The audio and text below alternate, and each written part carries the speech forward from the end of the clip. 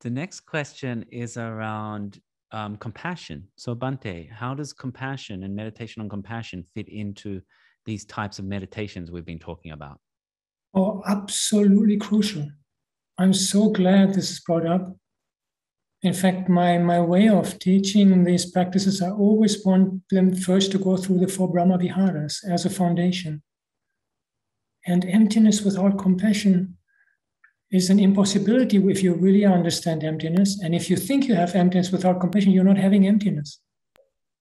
Because there is this compassion, and the Brahma Viharas is absolutely crucial because it's all about opening the heart. And I have this image, like compassion and emptiness are like 2 sides of a coin. And so as we practice and practice, they come together. We can really see when there's compassion, emptiness is just on the other side. But as we keep practicing, the interesting thing is they start to interpenetrate.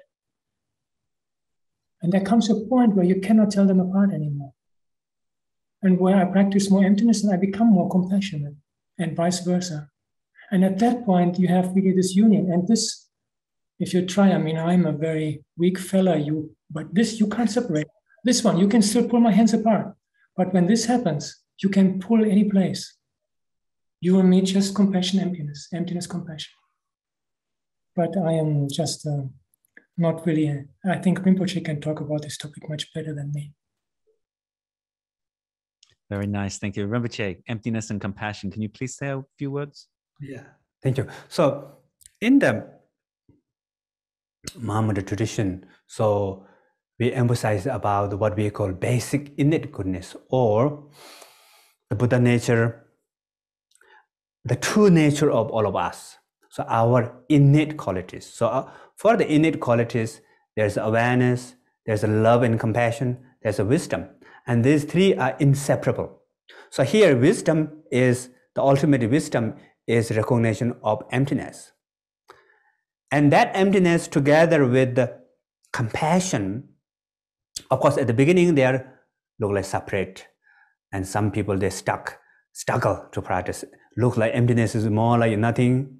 And compassion is like beings there, I want to help. So at the beginning, a lot of conflicts. But eventually, like, what is the essence of love and compassion?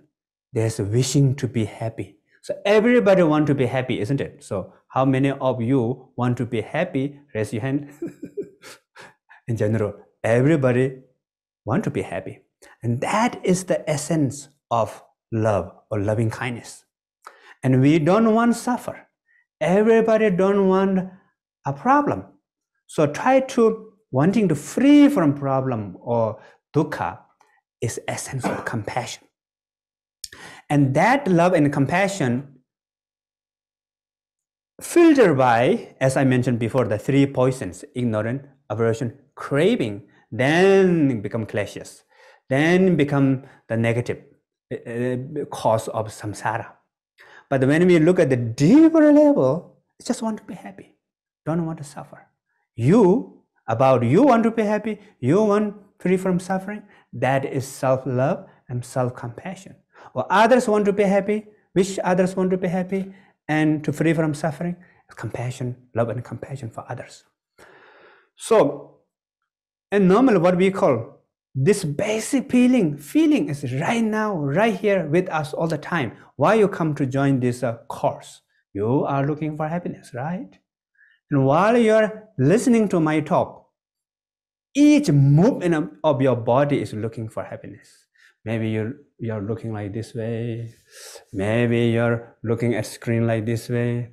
Oh, this way, looking for happiness. This way, looking for happiness. So each movement, each eyes blink is looking for happiness. Each breath is looking for happiness. Not only that, each thought, each emotion, everything is looking for happiness to avoid the problem. So actually everything is infused by love and compassion. And this love and compassion is a quality of our true nature. So for the emptiness, our mind is beyond, yet there's a clarity, what we call. And that clarity and love and compassion is inseparable. So actually each thought, each emotion, everything is a manifestation of love and compassion.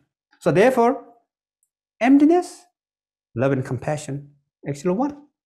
Fire and heat is one. We cannot separate, as Venerable mentioned like this. So we have the analogies said, the emptiness, compassion, actually fire and heat, and water and moisture, they come together.